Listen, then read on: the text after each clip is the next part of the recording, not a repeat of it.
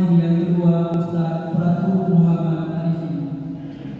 Hadirin pada jamaah salat Jumat yang berbahagia, perlu kami sampaikan bahwa pada infak atau sedekah pada kegiatan Jumat Berkah tanggal 23 Februari 2024 murni digunakan untuk program Jumat Berkah berupa makanan yang dilaksanakan setiap hari Jumat pagi dengan sasaran pendistribusian sebagai berikut.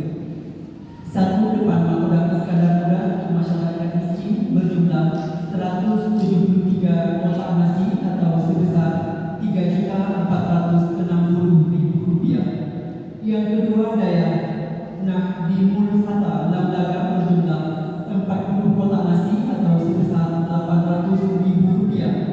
Yang ketiga, Tahfiz Quran An-Nur Lumbata pada Aceh berjumlah 60 kotak nasi atau sebesar Rp1.200.000.